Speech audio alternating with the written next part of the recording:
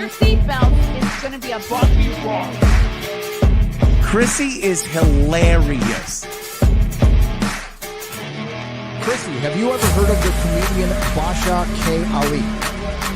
No, that sounds like something you yell out before you blow up a plane.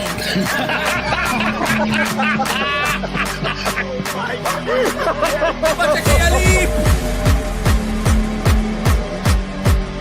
30 seconds remaining. But you know what good thing to say? I dabble stand up or something. I haven't even disrespected you at all. I was very confused by the title, Everything Everywhere All at Once, because that's also what we call it when Ash takes off his shirt.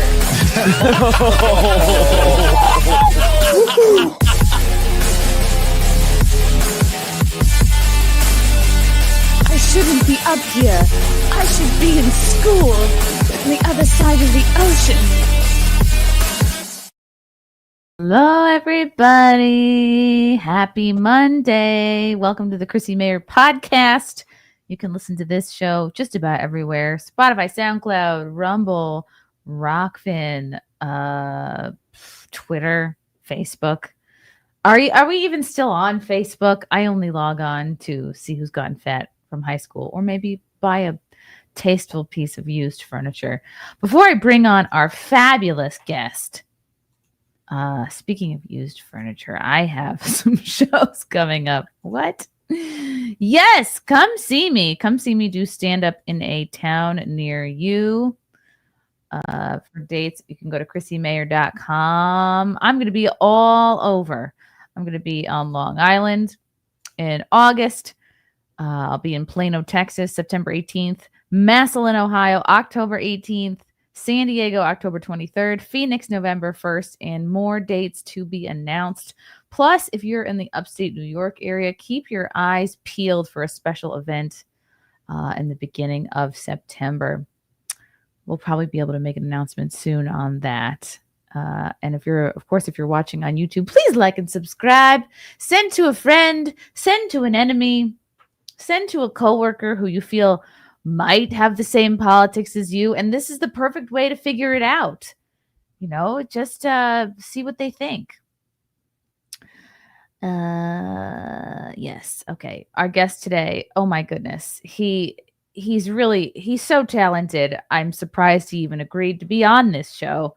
He has a very long, lengthy, impressive Hollywood resume. You perhaps recognize him from Buffy the Vampire Slayer. Maybe Who Are These Podcasts?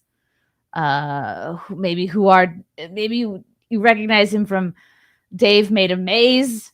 Many other films, wonderful films. Welcome to the show for the very first time, Mr. Adam Busch. Thank you so much. Hi, Chrissie. Thanks so much for having me.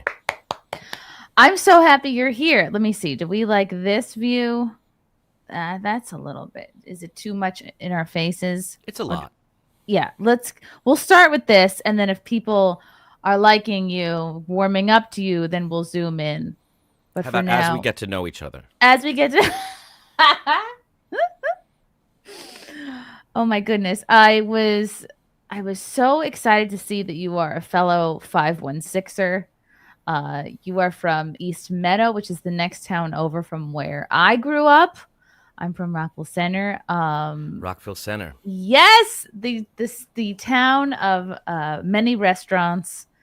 I think when I left, they had 72 restaurants. Who knows if it's more? All I wanted was to get a summer job at Ralph's Ices, and they just wouldn't call me back for some reason. I still think about that. I have two brothers, and we all worked at a Prime Cuts Music Emporium in Rockville Center. Oh my gosh, I know exactly where that is. Wow. Mm-hmm. Do you remember what their bit was? I promise it's interesting to more than just you and me. They were like a jam band music store, and they would record the live shows of these bands and then sell them for the price of a cassette tape, because you weren't allowed to make a profit off of these shows, but you were allowed to record them. However, when you buy Maxell in bulk, it's cheaper, but they charge just the price of the individual cassette. So they would mass burn these live shows as they happen, make them available to people, and turn a tiny profit. They were really ahead of their time in that sense. And I spent my childhood in the back burning tapes from these massive machines. Wow. Would you frequent the CD warehouse? Would you frequent? Oh my The Tower gosh, Records, all of this stuff. Tower Records. My favorite part of Rockville Center was I went to Legs Limited, which was a dance studio right on Sunrise Highway. And who was in? And I know this is like, hopefully this will be the only name I drop this whole episode, but it's just something I'm so proud of. I was in the same Legs Limited little kids dance class as the one and only Tim Dillon, and it's one of my absolute favorite memories.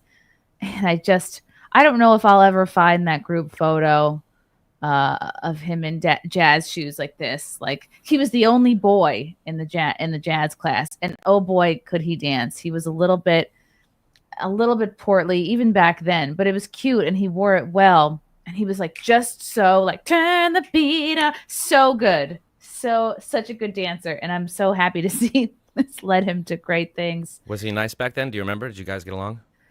We didn't really talk in the dance class. It was all business. We didn't really fraternize. And looking back, I was like, oh, that would be my first example of a gay, that I would see. And how do you feel it affected you in terms of how you feel about gays from that point on?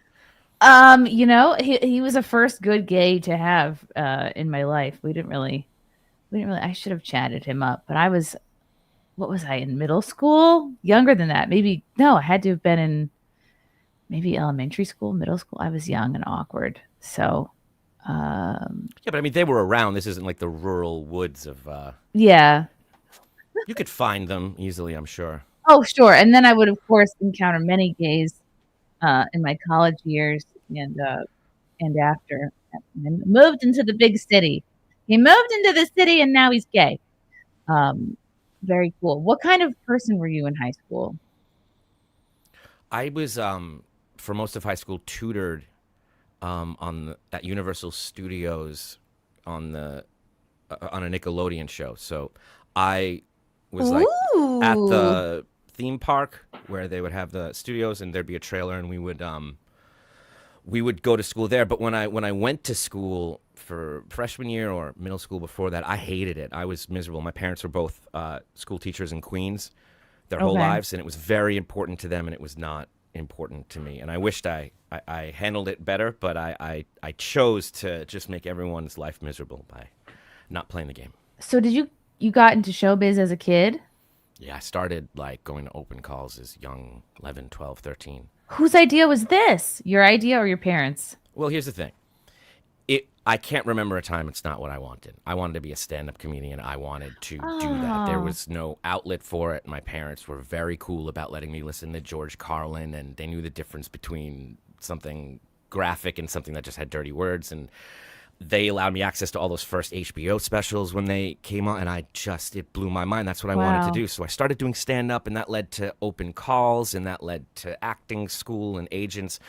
And I truly believe in my heart it was my idea, but you have to admit it wouldn't be my idea unless I got it from somewhere. It doesn't happen without your parents like really wanting to drive you to all these things. Supporting it, absolutely. Mm-hmm. And we were on Long Island, and we would go to Broadway shows, which is not something people on Long Island do. You can still ride the LIR for free if you have a Broadway ticket, because no one moves in that direction.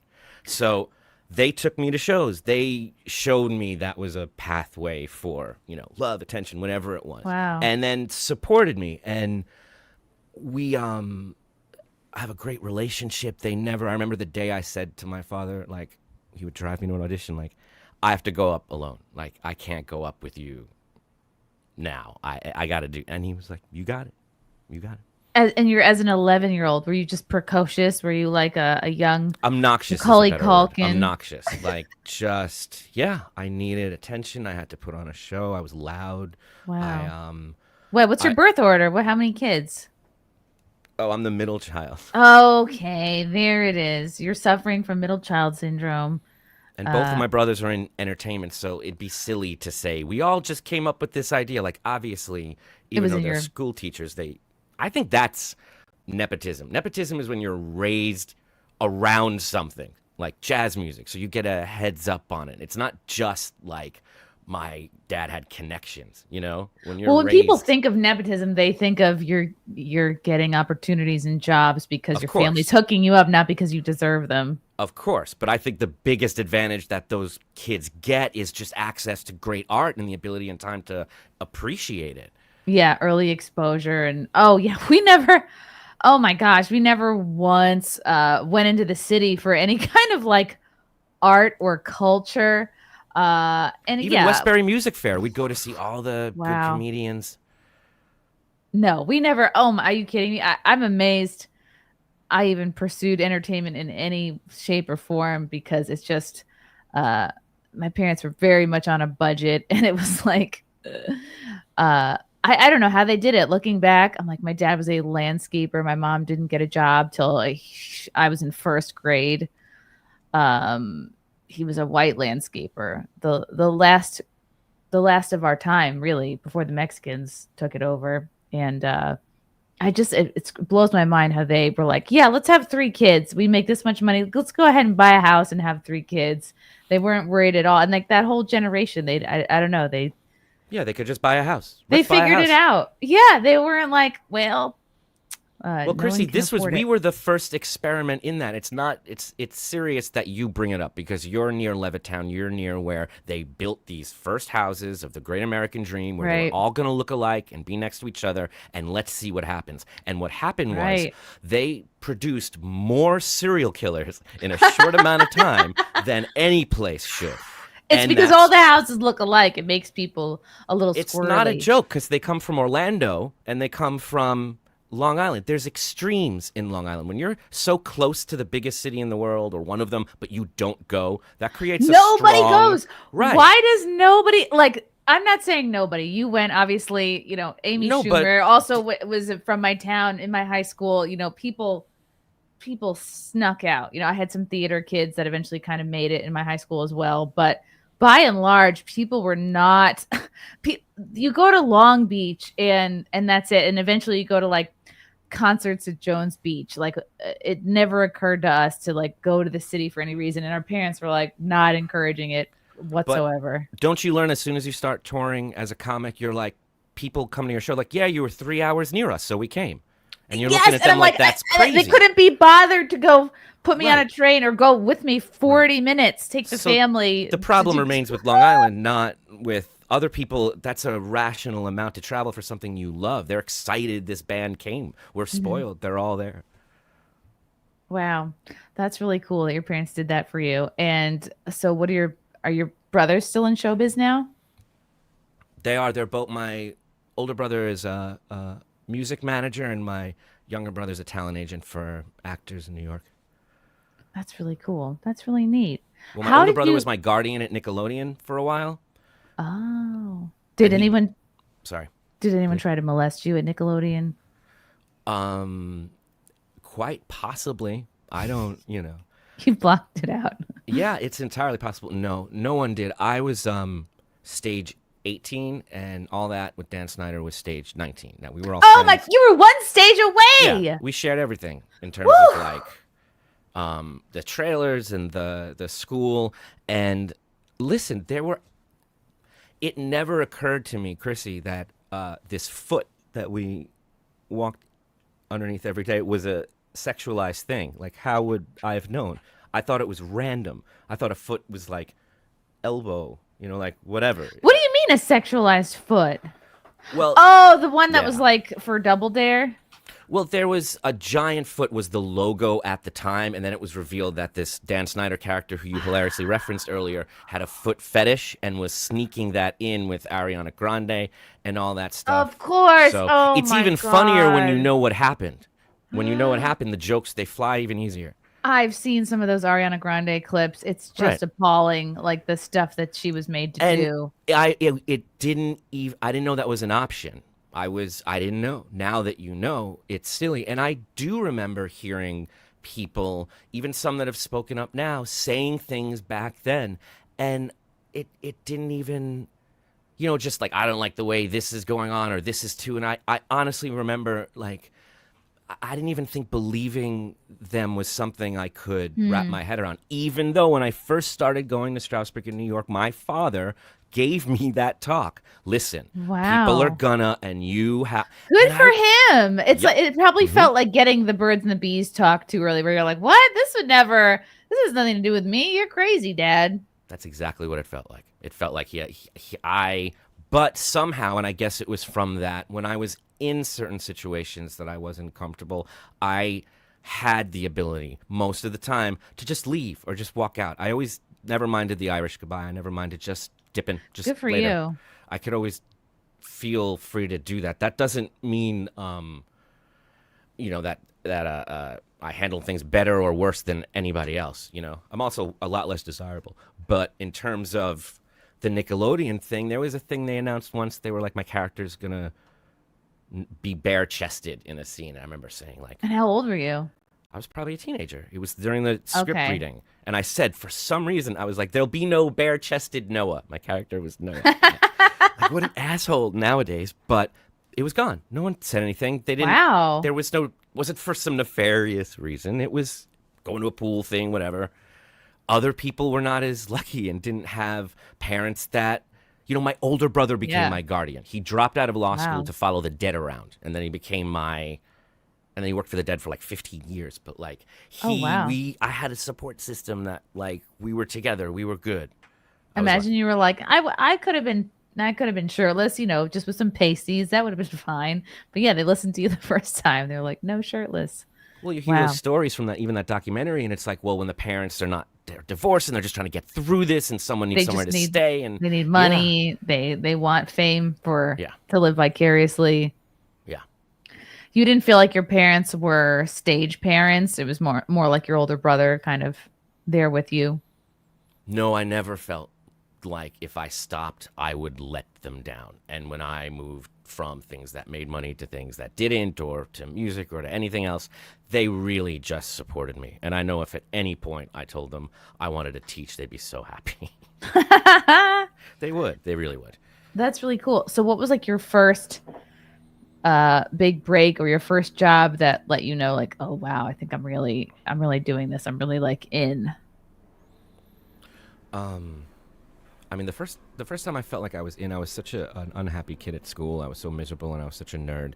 And then when I started going to the Lee Strasberg Theater Institute on Saturdays, suddenly all the things that made me a dork during the week made me cool on Saturday. And suddenly, like what? Just being smart and working hard and caring and being passionate about things and having wild opinions. Suddenly, I don't know. Honestly, I'm making this up right now. Girls thought I was cool for some reason, so I just accepted it because they didn't back where I was. And the first assignment they gave, I remember working really hard on it and bringing it in and it going well, and me thinking, okay, I'll just keep doing that. And so, when did the tutors start? That's when it was a pilot for Nickelodeon that I had booked, and then they turned it into a series. And then when I had to stay there in Orlando, you have to get tutored. And it's basically just that your high school from back home is sending someone your work and you're doing it in front of them, and my brother's signing it off. So how long did that last? The tutoring, while. missing school part. It was for most of high school. Wow. So you can can avoid all the awkward high school stuff. Somehow, the awkward stuff I managed to keep with me. I'm sure you would know. I'm sure it's the same in Rockville Center. You can star in a TV show and still be a dork when you come back home. Like you can. In fact, now you're a dork who has a bullseye on his head. Now who thinks they're hot shit. Exactly, Mm-hmm. and I probably did. I'm sure I was asking for it. Okay, I was gonna ask if Dave Made a Maze was your breakout role. But what do you feel? I heard. I've Chrissy, heard... there's a thing like in between, like Brad Pitt or whatever those guys are, and like Bowser or Michael Ray Bauer, any of those guys. There's like cats who they're like comics. They're just like comics. They're not Seinfeld. They just work. And sometimes they work a little more because they don't have fame or popularity to contend with. They also can look different. And they do from time to time. So you don't have to pretend to be like impressed or excited or big break or make just it. working. It's just work. And they're all gigs. And it's like these podcasts, it's like stand up. You would do it in a firehouse. You do it at Carnegie Hall in the same day. And no one would judge you that was a comic. Only non-comics would be like, why'd you play there? Right? Yeah, like, oh, how dare you get another gig for less money? And it's absolutely not a straight line. It's not a linear process at all. But the only thing I can add to answer your question is the things that do well are never the things you expect. And it always works like that. Was Buffy that way? No, I didn't think this, No, I didn't think that was... I didn't know it till I became a part of it, so I didn't realize there was like depth underneath and some kind of metaphor and some kind of like... they're making a statement using this horror about growing up and about how things feel. And before I realized that, I thought it was pretty silly. And the dialogue can turn people off because it's a very dated, specific way that kids spoke in that era. So if you don't realize that there's actually Shakespeare underneath there, it's easy to turn a blind eye. But with a lot of the... Well, think of it this way, Chrissy. In a show that was like all monsters and demons and like the person who did...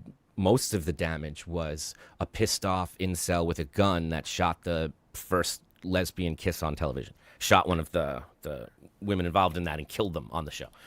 Wow. Yeah. Ain't that something? I'll send you the clip right now. We would call them an incel. Yes. Or yeah, just upset with, lesbians, they get all the girls. Yeah, I bet that was cool. Yeah, you played Born Mears on Buffy. Would you consider that to be your biggest role or what you're most recognized for? It's definitely the one. It's one of the ones I'm the most recognized for. Everyone knows me from something different. No one quite knows who I am. They think they went to college with me. And do you get a lot of like, I think you're familiar. You have a face. Mm-hmm. And I can tell what they know me from by the reaction when they figure it out. And when it's Buffy, they always get really mad. Why mad? Because I played a really bad guy that did a lot of damage. Did a lot of personal damage. I know.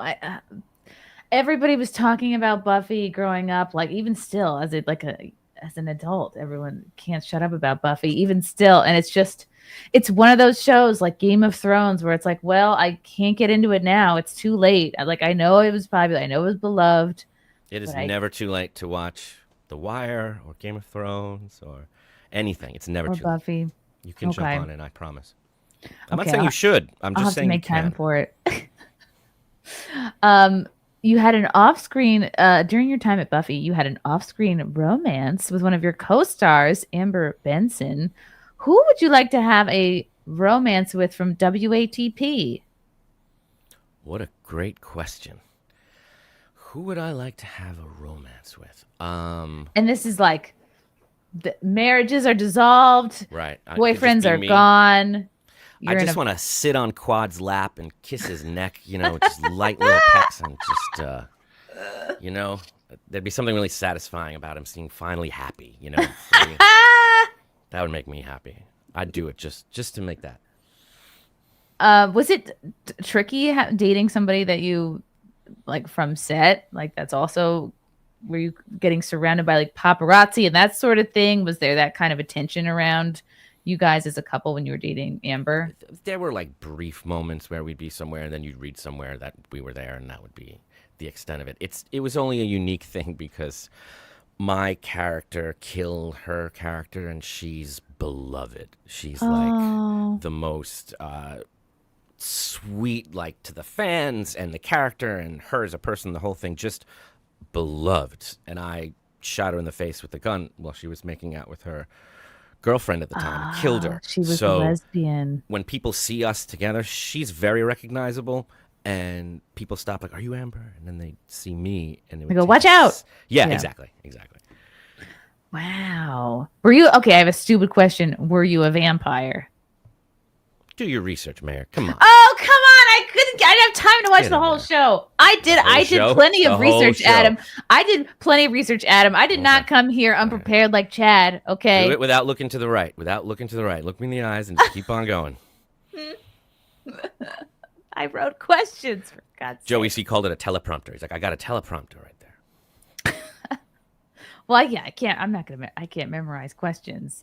Usually, I just shoot from the hip. Okay. So I need to know how. How did Carl discover you? Where did he find you? How did he scoop you up for who are these podcasts? I, during the whole COVID thing, became obsessed with going back to the 90s radio that I loved when I was younger. And I fell in love with the Eric the Actor story and was listening to that to go to sleep. And it was right at that moment where Carl and WATP were covering Opie and Stuttering John. And I fell right into that, and it really picked up right where that left off. It was a perfect thing. They both have. I wasn't aware of what a locale was. I admit that. So now that it had a name, and I could be like, wow, that's amazing. You know, I spend so much time watching people try and be so perfect and infallible all the time. Watching these people dying rapidly in real time and choosing to live stream it. It's just so beyond my comprehension. I can't look away. And I love this John thing. And I had some contact with Carl. I'd reached out to them. But it wasn't until I'd been trying for a while to get on John's show. I realized, I bet he'll have me on. We have some mutual friends from back in the day. I can do this. And one day it worked out, and we had a really great conversation. And then it was really fun to go on WATP and talk about it. And we just wow. So you were on Stuttering John's show first. Yes. Oh my God. How did you, and was this the first time you'd spoken to Stuttering John? We met, I'm sure we met back in the day. There were musicians in his band that I did a lot of gigs with, and I was obsessed with Howard Stern as a kid. I waited outside Letterman for his autograph. Wow. I auditioned to play as the young Howard in the films multiple times. Oh, yeah. I was all about it. And I know we had interactions, but at some point in the 90s when they were at K-Rock, Howard had a band called The Losers where they did cover songs, and Howard would sing and play keyboard, and the band would play. He decided they wanted to do Livin' La Vida Loca, which needed horns. We can't do Livin' La Vida Loca without horns. They asked John if he could get them some horns. John called someone who called me. Wow. And somehow I appeared on the show, and we played horns, and we had a great time, and I had some fond memories of John from that day. But other than that, no. Okay. And okay, interesting. Because John warned me when I did the show. He's like, now that you're in this thing called the Dabbleverse, you have to be careful because people are going to dox you, and you have to, be protective of that. So he was there to warn me, and sure enough, within a month or two, John was the one who doxed me. And by people, I mean me. Mm-hmm. I will do it. Mm-hmm. What did you think of that? The first episode you did with John, were you just like, oh, I can see why people bag on him? Or I was such a fan at that point. I was obsessed with. I watched every day, so I knew exactly what I was in for, and I kind of had an idea from Mr. Gonzo Shitcock of how to handle these situations, and I tried to apply a certain kind of, what would I like to see? It's infuriating. Your talk with him is obviously the ultimate example, but it's like if you could just say whatever you wanted in those moments, I wanted to try and provide that in a way that I thought he could hear. Mm-hmm. I wish I could go back in time, like during that episode where the Dabbleverse was born. I wish I could have told him, like, I was scared though, but I should have said, like, John, your camera froze. Like, I wish I had the balls to just be like, your camera's frozen, because it would have been cool to see his face. Like as he was getting angry, It's funny to hear that he says the same thing. Yeah, I've heard him. There are clips of him, when he's in his sentimental drunk phase where he's like, I know I shouldn't have reacted as strongly, and I wished and he actually has jokes just like you. He's like, I wished I'd said, and he has a couple of these. Dabble, they're terrible. I wish I had any sense of humor at all. I wish I had expressed any. Well, I'll let you both know that it was perfection, and there was no way to improve on that. It was exactly how it should be. Do you use silence? You let him just, really? Disrespect me after all these years? Like, you let it just sit there. It was revealed everyone's character. I thought you handled it really well. And this was all born, and I have you to blame. I birthed the Dabbleverse, and then I birthed a human being just a few years later. Yeah, I just remember because I was so new at podcasting, I think, and I was so new at just like, I was quickly learning, like, oh, this guy thinks he's such hot shit. He thinks that like I should be kissing the ground he walks on. Like, oh, I'm about to get the Stuttering John bump. I'm gonna get so many views. Like, I should be so grateful for him, towards him. Oh my god, just sparing his time. Like, and I'm like, oh wow. It's not that I didn't know who he was, but I just like, I thought he was kind of like I say mascot in the best possible way, but I wasn't super impressed by him. I didn't know all his, his whole backstory. I just was like, he's a dude. And that he didn't like that. He's probably used to people kissing his butt. Well, probably not now anymore because the Dabbleverse is full of people. He's not used to people kissing his butt. He's actually so used to and prepared for being humiliated that something now he is. No, even back then, that's why he was so sensitive to it. The slightest hint that there was a disrespect, and he runs to it. Do you know what I mean? And tries to blame it on politics and all these other things, but it was just that word, dabbles. That was too much for him. Like, I do music sometimes. If you're like, you dabble in music, could you imagine me kicking the table over and throwing the mic down? How would you know? You do some research. We all do stuff. I feel like I'm playing pickleball. You dabble in pickleball? That's so disrespectful. No. Like, even... Yeah, you say to like an Olympic athlete, like, oh, you dabble in swimming. It's, I don't know. There's a lot of different ways you could take a thing. Ooh, he chose to take it that way because he's sensitive to it. You handled it great. Thank you. Ava Reza for 5. Is the culture war transfixation a deflection for clicks because of the lack of talent, or that putrid fermented ham sweat molding deli meat face? Wow, this is a lot to digest. Take your time. You can answer. This is a new chatter. Is the culture war transfixation a deflection for clicks because of the lack of talent? Ava, are you talking about like when Hollywood actors like trans their kids for attention? Like they all seem to have trans kids.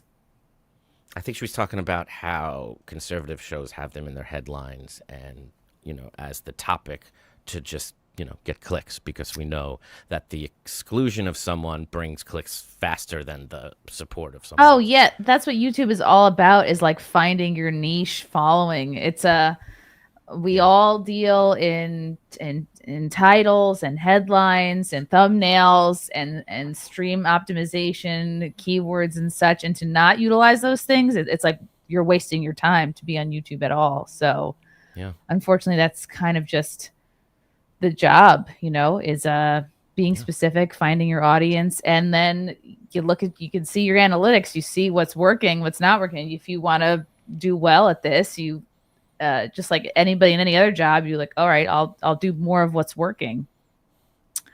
But yeah, the answer would be a yes. I can see how it comes off that way. Yeah. Helen Hunt's forehead. Warren from Buffy the Vampire Slayer is the most random person I would have expected to get involved with the Dabbleverse. Good to have you. It is random. I get it.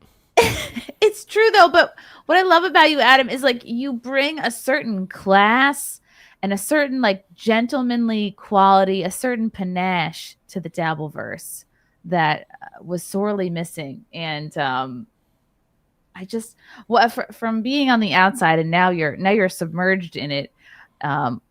Why do you think people are fascinated with the characters of the Dabbleverse? Because, I mean, there's always a part that reminds us of ourselves. And with John, come on, we're all from the same place. I hear that accent and it hits me. Oh my gosh, it really is. I'm like, that's home. I hadn't listened to a lot of Lou Reed and the Velvet Underground until later in life, but as soon as I heard that and I heard that accent, it was like, I had no idea. He's from Freeport. That's a Freeport accent, and he kept it. It doesn't sound like New York City. It sounds like, listen to the Velvet Underground, Max's Kansas City. He's like, we'll do 2 sets of 1, whatever. If you have school tomorrow, it doesn't matter. We'll do what you want. And you're right. Yeah. How can he have maintained like the specific Freeport accent? Like, oh, we're going to the nautical mile. Well, that's being an artist and holding on to your sense of self. And all the singers I know that are from our area, I took classes to drop my accent. They worked on it, copied other singers, and now they wish they had it back. And I'm telling you, when it accidentally creeps in a line or in a song, it sounds awesome. It really does. Awesome. It is awesome. I wanted to be a news reporter when I was in college, so I didn't take any classes, but I was very conscious of my accent and really did my best to just kind of like work it away. And who knows, it definitely comes back more if I'm drinking, which I don't seem to do much more these days. Having a kid and then like nursing, you're just like, oh, what's the point? There's never a good time to drink, so you just don't. You said something so interesting the other day. You said something about you were just kind of doing a day thing. You were just kind of catching us up, and then at some point you were like, I didn't get a lot of sleep because mostly I just kind of sit in the dark and stare at my child for like 3 to 5 hours at a time. Not doing anything, just staring. And then at some point I, start making coffee and I get ready for the day. Wow, that's to answer your question. That's why I'm in the Dabbleverse, because shit like that just like God. comes out. Dude, that sounds weirder than I intended, but it's just, the baby sleeps in the bed with us. It was, it's a first baby problem where you're like, I don't have the heart to sleep train. I'm just going to have him cuddled up here. And I just, looking back, maybe not great for the baby. It's horrible for me because I sleep on we just have a queen size bed. It was perfect for me and Frank, because I always would say, if you have a king size bed, you probably don't like your spouse that much. The queen size bed forces affection and other things. It's like it's nice. It's nice to touch a little bit while you're sleeping. But with the baby, I am scooched way the hell. Like, I have to make sure Frank has his space. It's like he's got to go to work in the work. He's got shit going on, and I am just pushed to the tippy edge of the bed. I sleep on my side, on my right side, and I don't move all night long. You guys try sleeping on one side for the whole night and tell me how you feel in the morning. And I did that quite a bit. You ever see those worst of prison shows where they show you the worst prisons? It's like that. There's that one that's so bad that people have to sleep on their side because there's no room. But even every 2 hours, someone bangs a stick and they switch sides because they know how horrific that is. So you have it worse than them. We're worse than prison. No, definitely not. Oh, I'll send you a thing. I can get you an email. Little, he's like kind of in the crook of my arm, but he'll scooch down, or sometimes he'll lay sideways, and the three of us are in like an H position. And I'm really impressed at my lack of, I don't move all night long. I'm the stillest sleeper there ever was. And there's something about when you have kids, or if you have one in your bed with you, you're just like, I am now the lightest sleeper ever.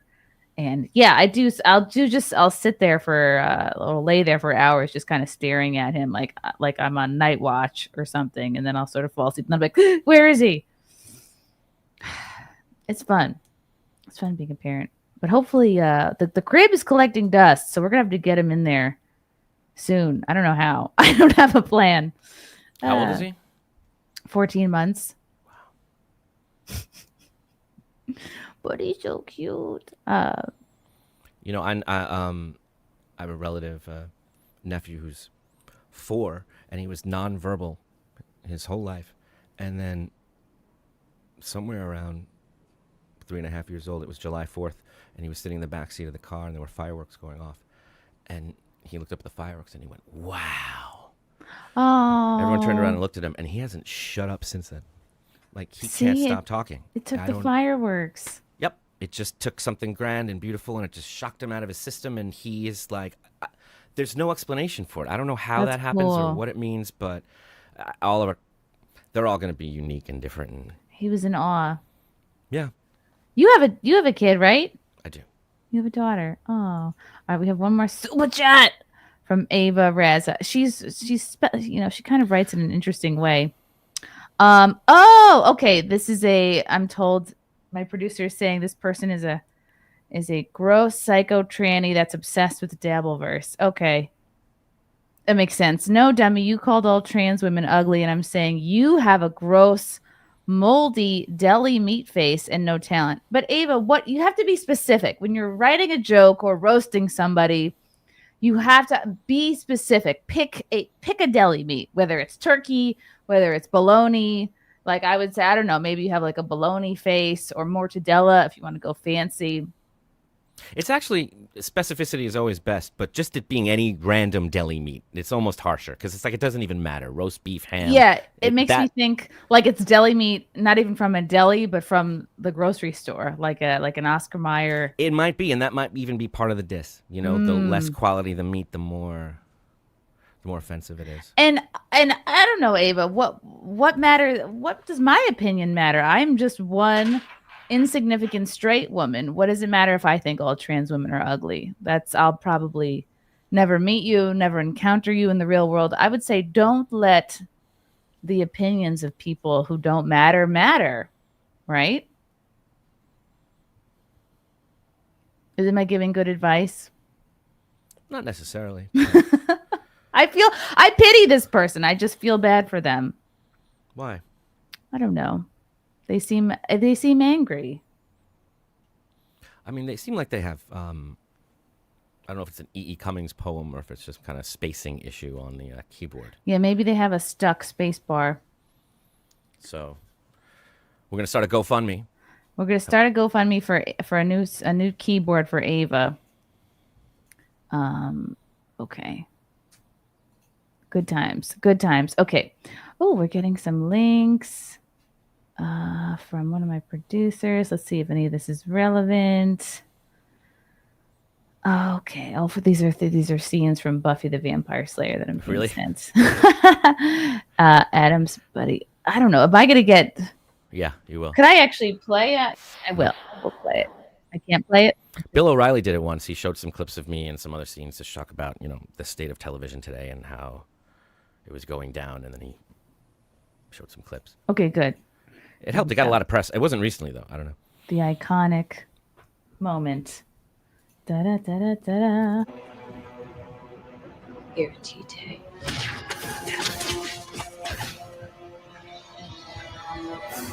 Wow. Were these real vines? No. Maybe they're fake. They're vines. Tricks. You were really asking for it, you know that? I'm asking for it. I'm gonna walk away from this. And when I do, you're gonna beg to go join your little girlfriend. Sure as I can't see her face without thinking of that line from what she does with the flute in her nether regions. You're first. First who? Tara. She wasn't the first girl you killed. I don't know what you're talking about. Reveal. I should have strangled you in your sleep. Back when we shared a bed. I should have done the world a favor. It's a trick. Why, Warren? You could have just let me go. I can shut up. Make him go away. It didn't have to be like that. I'm not kidding. Were you weirdly turned on in this moment? I was cold. It was cold. You're cold. Just from being outside. Okay, let's see. How could you say you loved me and do that to me? Because you deserved it, bitch! Ooh! Because you liked it. Oh, shut up. You never felt you had the power with her. Not until you killed her. Women, you're just like the rest of them. Mind games. You get off on it. That's why you had a mad on for the Slayer. She was your big O, wasn't she, Warren? Are you done yet? Or can we talk some more about our feelings? What's happening? What do you feel? She's stronger now. Close. What about Warren? Is she? She's still alive. She's not done. Help! Let me go. Somebody! What season? Was this winter time? Fall? Oh, I don't know. It's California, so. Oh, yeah. But it was an overnight shoot. So it was very, very late or early. Very cold. Help! What's the matter? Thought you wanted to talk. No. Okay. Oh, no! I'll talk. Okay. Oh. Hey, I'm sorry, okay? I'm sorry. Did you say that you wouldn't be shirtless in this scene as well? No, I'm fine with it. I'm an adult here. When it's children's television, that can be problematic. That makes sense.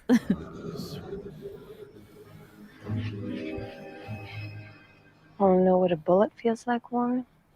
A real one? It's not like in the comics. No. I think you need to feel it. Oh, God, stop it. It's not going to make a neat little hole. First, it'll obliterate your internal organs. Your lung will collapse. Feels like dry. Please, no. When it finally hits your spine, it'll blow your central nervous system. Oh, please, stop, God. Please. I'm ready. It'll be Whoa! unbearable, but you won't be able to move. Bullet usually travels faster than this.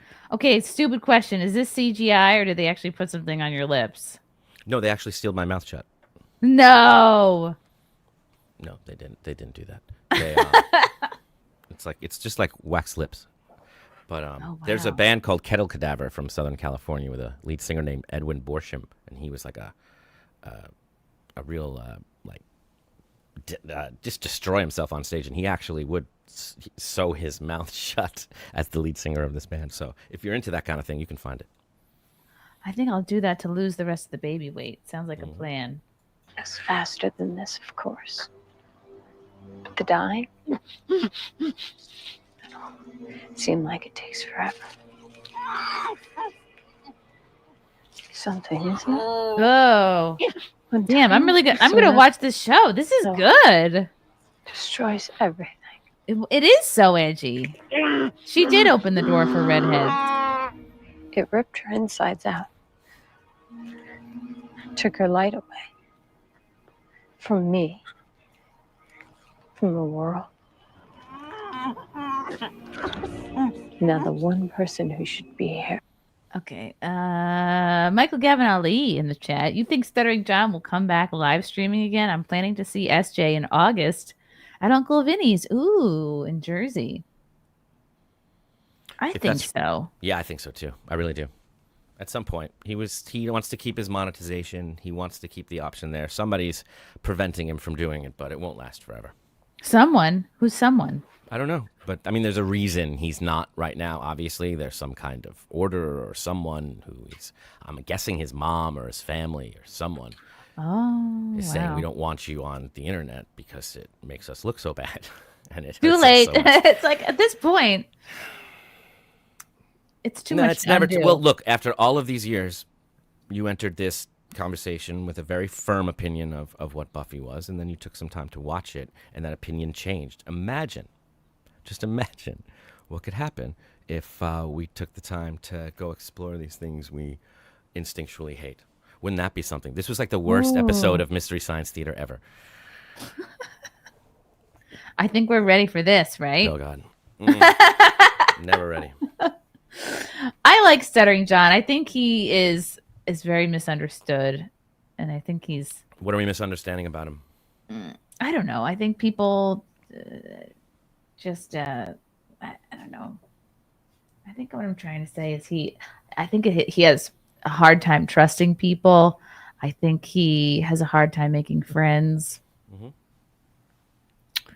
But at the same time, all human beings need connection, need to express themselves, right? He's a fellow showbiz person, so he can't stay away long. Glenn, for 2, Ava is way hotter. Okay, go for it. Trannies are not my thing, but by all means. Okay, I wrote this down because I was watching a clip of you, just expertly. you had done Chad Zubak's podcast, and he's not somebody I ever think about until there's a clip of him talking about me, or it comes across my algorithm at some point.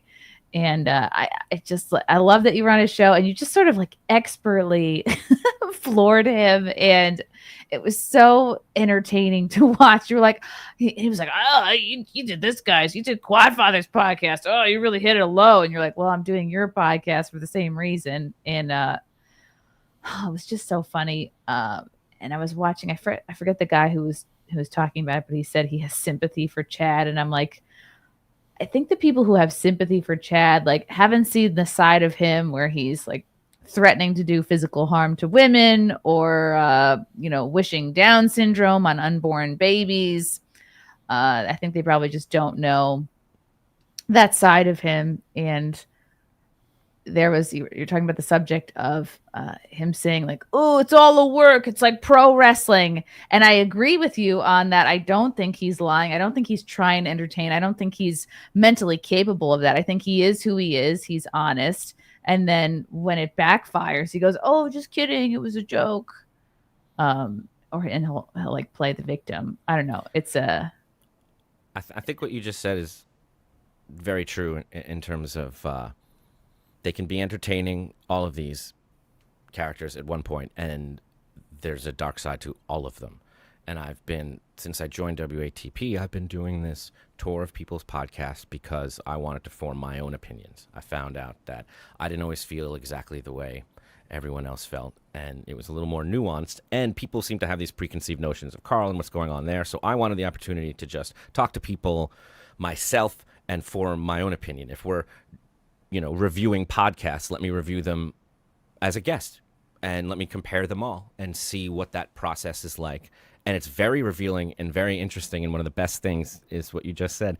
Everyone I've done has gone out of their way to point out how they enjoyed that they felt Chad had the wool pulled over him and that he didn't see it coming and didn't see it as it was happening. Everyone points that out and then never notices it as it's happening in the moment.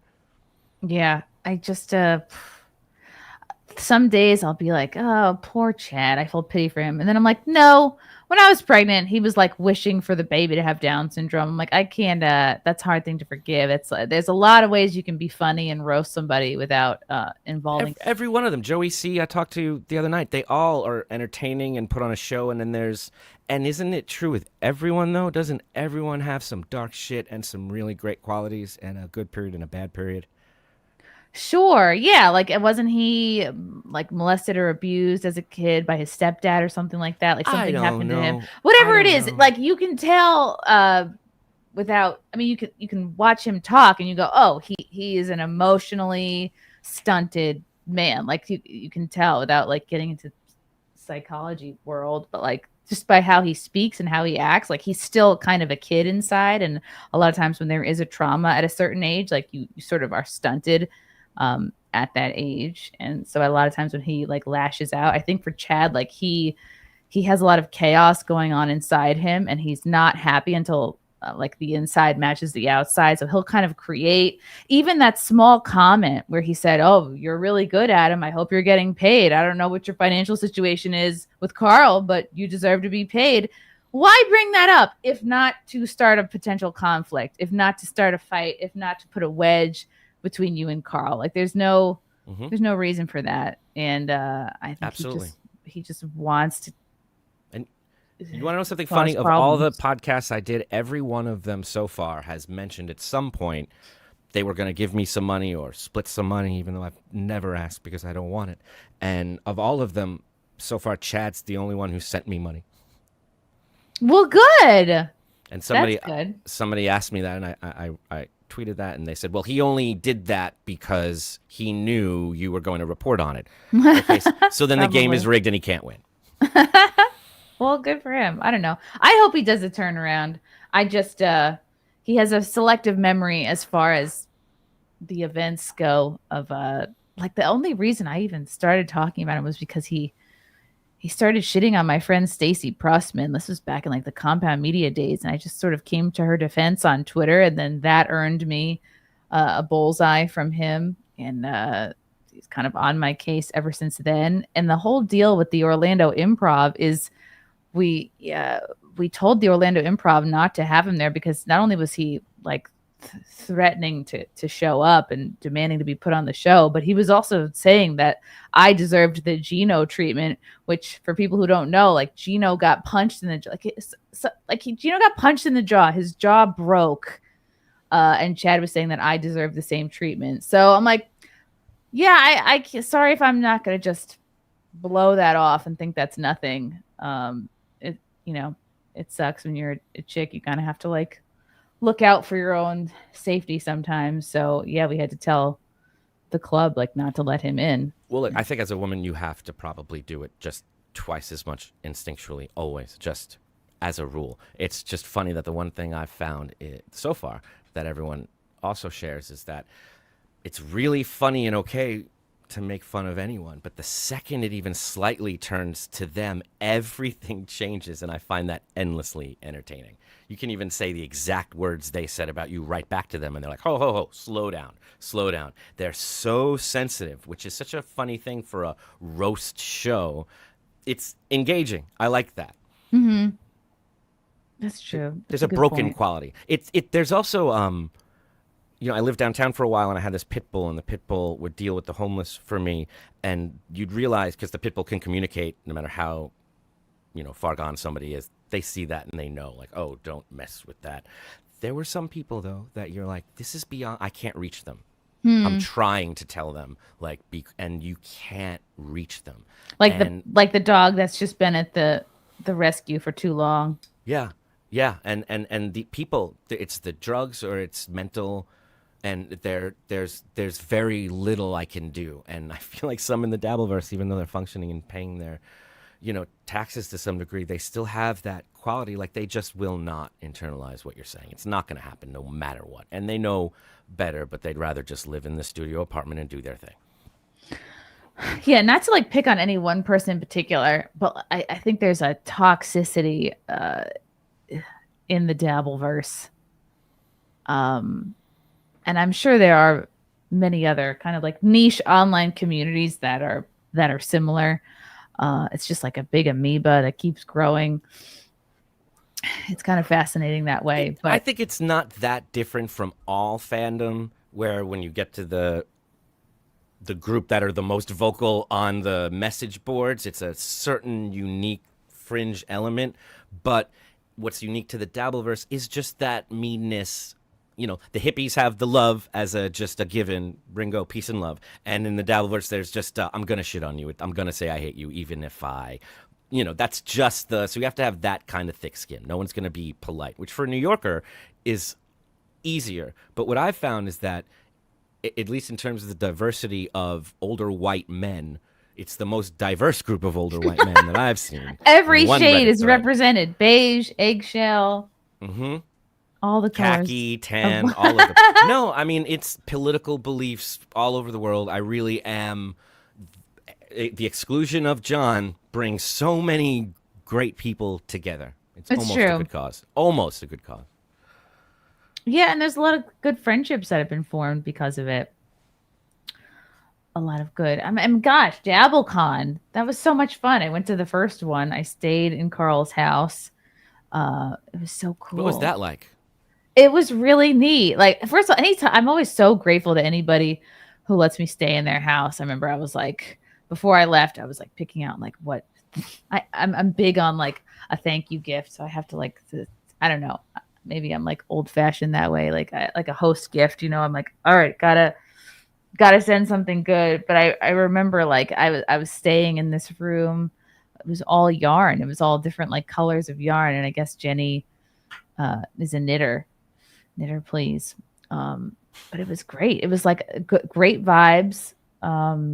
Yeah, the whole house had a good energy. It was great. I felt honored. No kids running around there though. Just no. An empty nest, huh? It didn't feel empty. We had done I think we had done an episode that same weekend with Jim Florentine. He came over. Maybe another guy. Yeah, it was fun. It was a good time. What is that with Jim where he won't just give over to? What is he protecting? Ooh. That's really interesting. Like I don't know him that well. I've just done shows with him, but I've seen enough appearances on podcasts to know that like yeah, maybe it's just a bit of his guard that he will not fully. And you compare that to other guys he's worked with, like Don Jameson, who's just like so open and so relaxed and like also just such a free spirit. Yeah, maybe it's just a bit of keeping his guard up, like always kind of being in control. I don't know. I don't know him well enough to figure out why that is. I'm just fascinated by that because I know, just in terms of comics, like, nothing's off limits, nothing's sacred. We can always joke about anything, and I'm always talking about Patrice O'Neal because I just want people to remember him and keep his art alive. And I was lucky enough to work on a show with him for a while, and we got to spend a lot of time together. And I was in a folk band at the time, and we're driving in a car. He's driving, I'm sitting shot, and he goes, "You're in a band?" I said, "Yeah." He goes, "Do you have a CD?" I said, "I do." And I went into my bag, and I handed it to him, and he's driving. And as he's making eye contact with me, not the road, I hand him the CD. The window behind him rolls down, and he throws the CD out the window, and he rolls the window back up. And then he looks right at me. And it was the funniest fucking thing I'd ever seen. And he felt bad, and he was like, "Don't feel bad, man." He said something about, like, I gave a Tell my CD, and he pissed on it in front of me. And I never felt bad. It was like the greatest. I felt like I was I was accepted that he was comfortable enough to do that in front of me. It was the best response ever. So when guys like that are like, "But just John, we're not going to make fun of Stuttering John or Opie. I have too much respect." Where does that line drawn? Yeah, I guess they think, well, I might need a favor from him at some point. So, okay, they're wrong about that, but I understand the impulse. Ava is back. What insecurity drives you to attack trans people? I would ask you, Ava, what makes you think that jokes are attacks? If you're basing this off my Twitter, like, my goodness, it's a bit misguided. But also, Jesus loves you. Helen Hunt's forehead, all twins. Wim. Oh, this is the same person because it's the same kind of spacing. No, that's not how it works. That's not how spacing does not denote.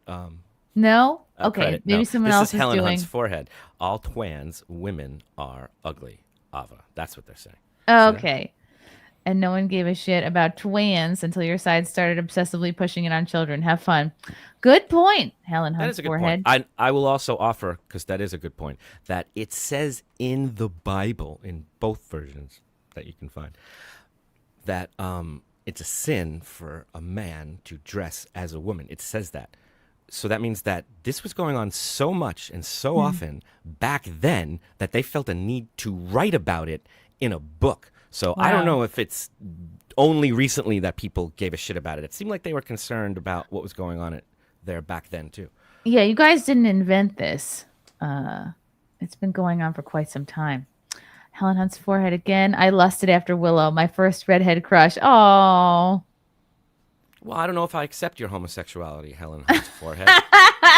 I just don't know how I feel about forehead to women love, and I'm going to need some time to process that, and I wish you wouldn't jam this particular fetish down my throat while we're having a conversation about Hollywood matters. God, have some decorum. Thank you. Some decorum. Have some scruples. Oh my goodness. Do you see a comeback for Hollywood? I feel like this is a question that's been overly asked, but what is Hollywood to you? What does that mean? What has it become? It just seems like at this point a bunch of elite celebrities hanging on to their position in life, and because they're not making comedies anymore. Yeah, they are making movies. It just seems like all most people are talking about is like, wow, they spent this much and they didn't make back this much, and it's all remakes. It seems like there's a real lack of creativity in Hollywood, and it's just all like foaming at the mouth liberals that are very out of touch.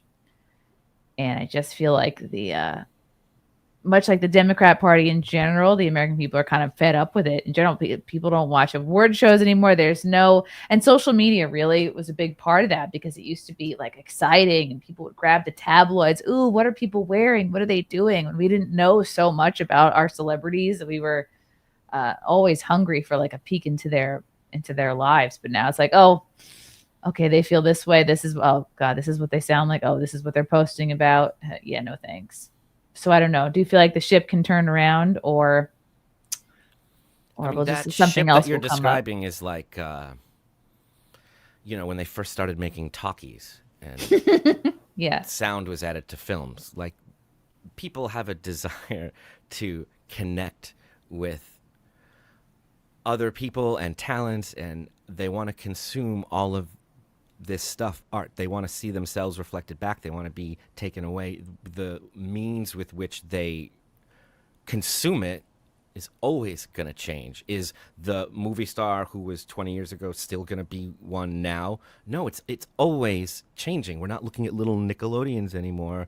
We're not going to movies necessarily. All of this stuff still exists. It just, how the money is made shifts. Is this old studio structure? I mean, it hasn't really been happening for a long time. You find your people off YouTube. You find them on TikTok. That's why John, the only reason I made that comment about Michael Ray Bauer in comparison to John, it was just like, John is so outside of the game. He doesn't know to look them up before you do an interview with them or before you work with them, because even if you don't know your name as a fucking however old he is, chances are they have 1 million followers and you have no idea. So why don't you just look it up and get a sense of who you're talking to? Like, that's not going away.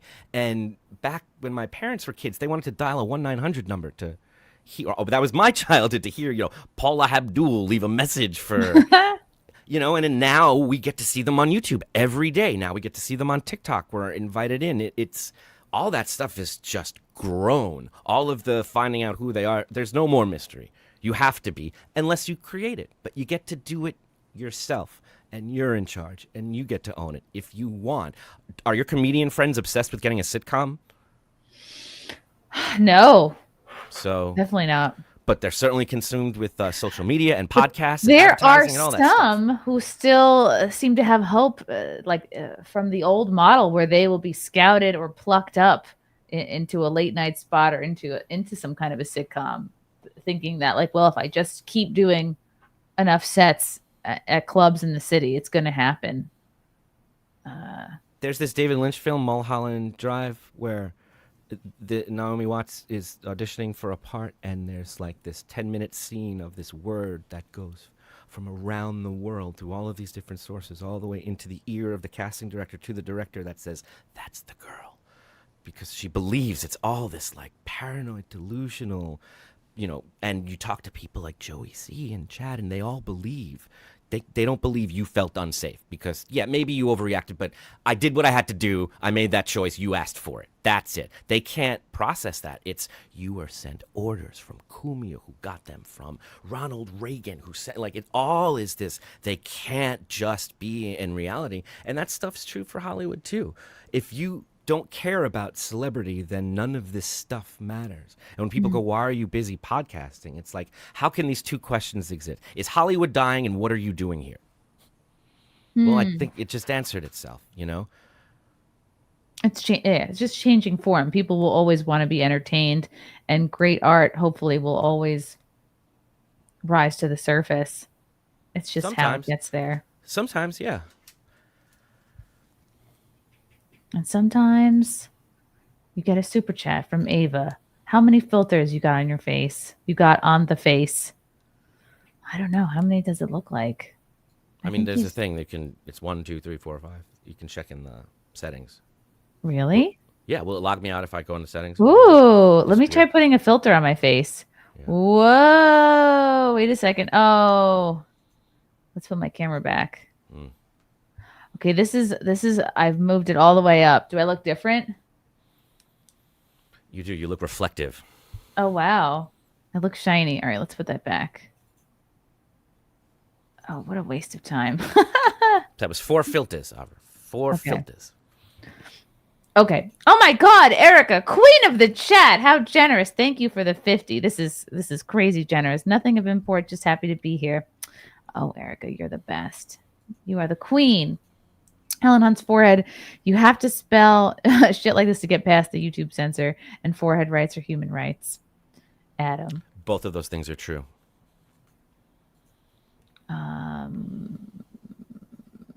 Okay. Amazing. Ava was on a WATP in case you want a response to the super chat coming in about me using filters. Would that be interesting to watch? I don't know. I remember when you called in from the soccer game. Yes, I remember that too. I remember, a couple of your appearances. I remember the Content House and the drama that ensued. Oh yeah, there's been 3 so far. 2 in the Poconos, 1 in Orlando. It's fun to get to see Anthony Cumia on his phone in different settings. Yes, it's all different. Let's see. Yeah, let's watch a little tidbit. I wonder, does this go straight to the clip? I don't know. I don't think this is a 23-minute clip. Fealty, is there a particular part you wanted me to go to? 4 minutes 20 seconds. Okay, let's check. This better be good. Okay.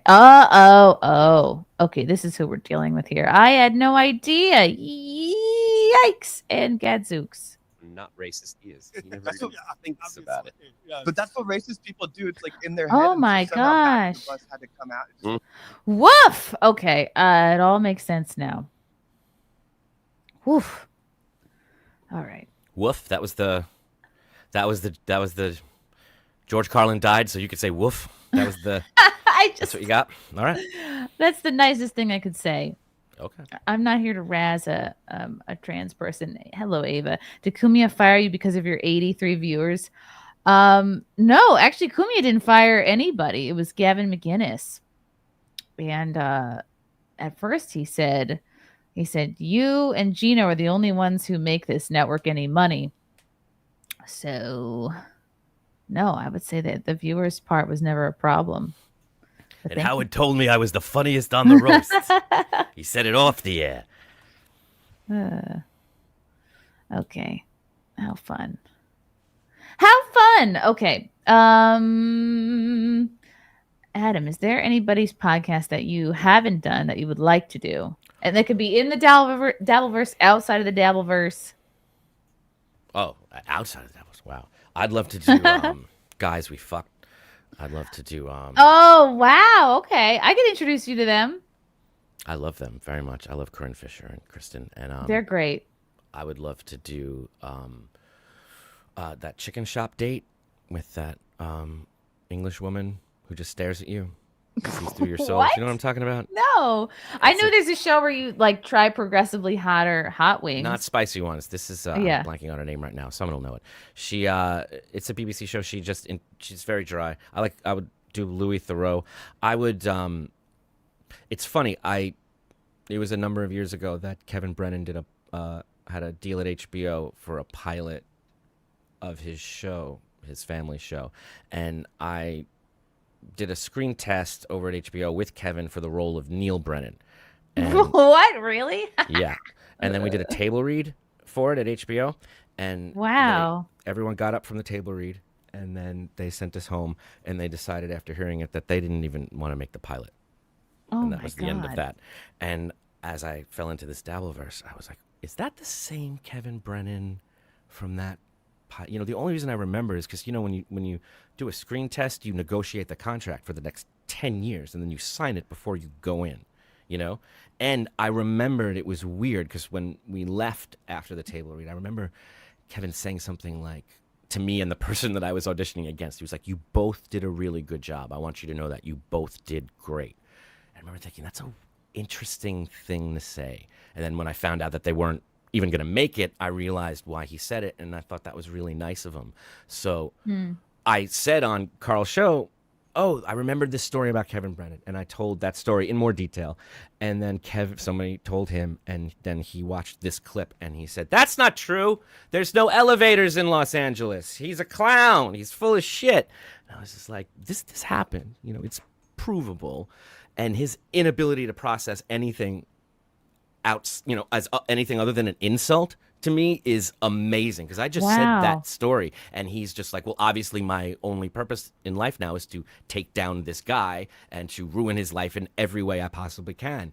And I go, wow, I see why you don't work with anyone ever on anything, and I see why you haven't told a joke in a decade.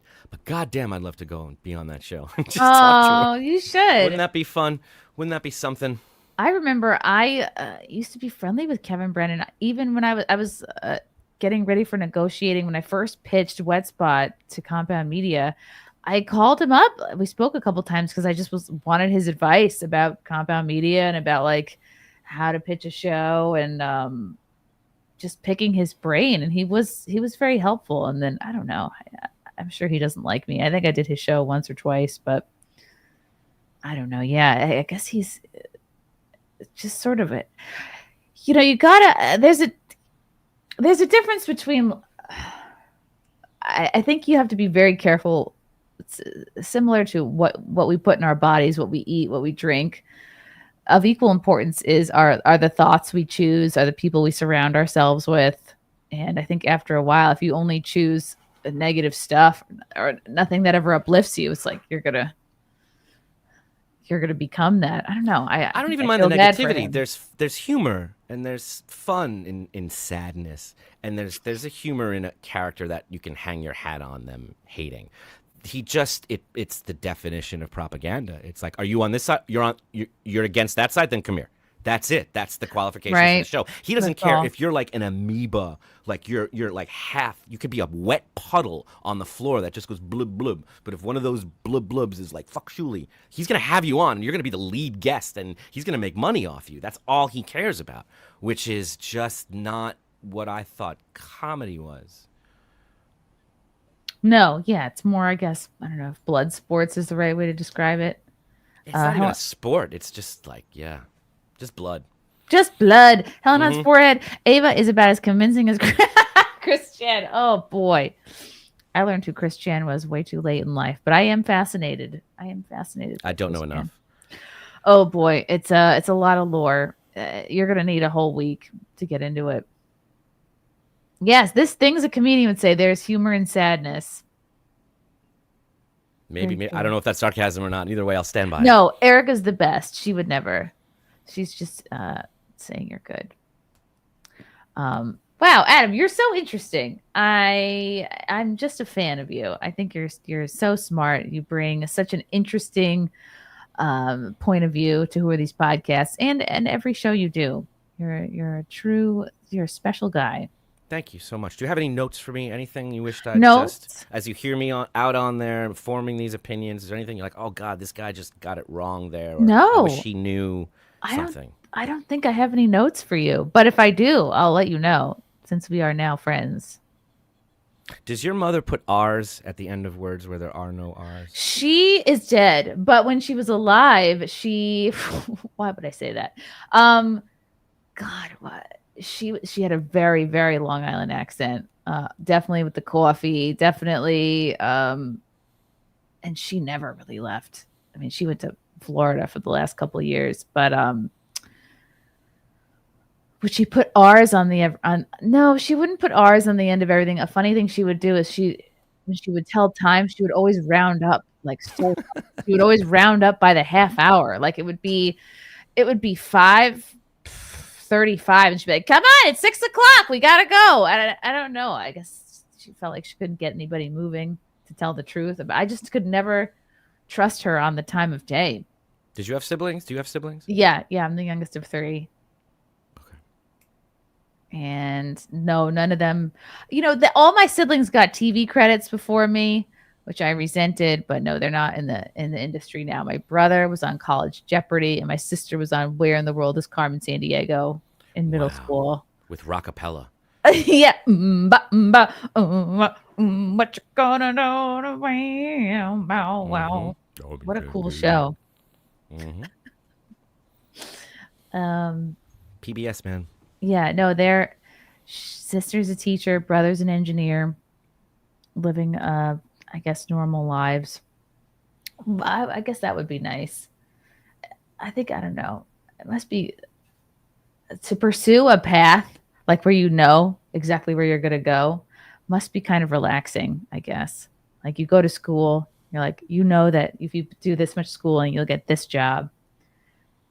Here's what it did. It gave me a leg up when I was younger. It really, if you can have that kind of focus as a young person, doors will open for you because it's rare. And if you're willing to put in the work, it really is. It's a smaller pool to pick from. So you stand out in any field.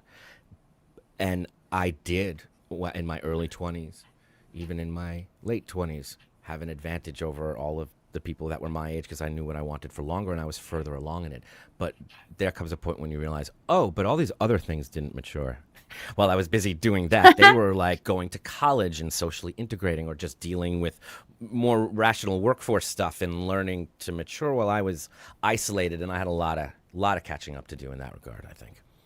Oh, that makes sense. Mm-hmm. Did you go hard with the drinking? Did you date unstable women? Sure. Don't we all? Don't Just we all? Just literally basic things about like caring for something outside of yourself, like basic human rights. Those kind of like until I got that pit bull, I really didn't understand what that meant. To be responsible and to really own it and be good at it. Yeah, so that's good. Those kind of things. But I was like supporting my family or supporting. I was very, very young. So some stuff is crazy mature and some stuff is very immature. That's true. That's a lot of responsibility to put on a kid. It kind of helps. It kind of, in a sense, makes you grow up faster than you normally would. Yeah, no responsibility was put on me, but I'd be, blind if I didn't say, yeah, you realize at some point, you look around, you're like, what's happening here? Yeah. Mm-hmm. You're doing great, Adam. I'm just such a shucks. fan. Where can people find you and follow you, and what is coming up? You can find me every Wednesday at 5:30 on WATP right here on YouTube, where I'm continuing to go around and speak to people with different beliefs, different ideas, different points of view, and trying to figure out, I don't know yet. I'll let you know when I know what it is I'm doing here. But as this continues, what's the word? I just want to learn something. I want to learn why we're similar and why we're different, and I want to learn that there's hope, even though, as Rocco tells me, there is no hope. There's no hope. Oh, don't know. I refuse to be black-pilled. That's the easy way out. One final super chat from Stewie Felt. We heard it here first. Chrissie's brother is John Mayer. Oh my goodness. I wish. No. Is that true? Oh. No. He's very much a regular person, not in. There's also an album called Peeled Back by Ali Gertz. That's a collection of Nine Inch Nails covers that I produced. That's out now on all the streaming services. I highly recommend you hearing a woman taking over those songs because it is fucking powerful. How interesting. Mm-hmm. Tell me what it's called again? Peeled Back by Ali Gertz. She has a Simpsons podcast, and you've seen her on Arrested Development and some other places. Oh, neat. Yeah, but she took over just presenting Trent Reznor's songs, kind of flipped the opposite. There's a full orchestra. There's where he screams. There's silence. Where he shouts, there's whispering, and then there's the opposite. I don't know. It's very interesting. I'm really proud of it. I think anyone that hears it would listen to it, and it's free, so give it a listen. And also a record by Jamie Levine that's out there right now called Real Nice Friends. I produced those. You're just multi-talented. Well, now I have to ask you, do you have any notes for me as we wrap up?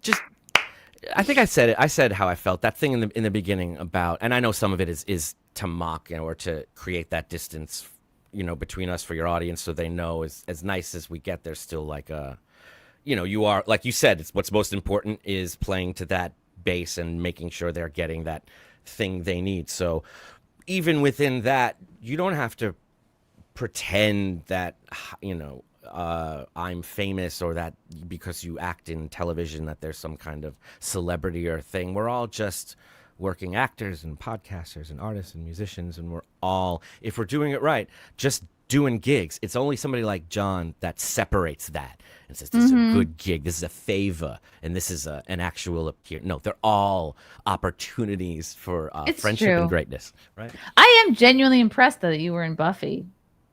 I think that was impressive to me. Thanks. I like this real-time feedback. Yeah, it's pretty cool. No, you hang up. Thank you so much for coming on, Adam. You're just a delight. Thank you to everybody in the chat. Everyone, I mean it, everyone. Please like and subscribe. Follow Adam right now, right this moment. And we'll see everybody next time. Adios.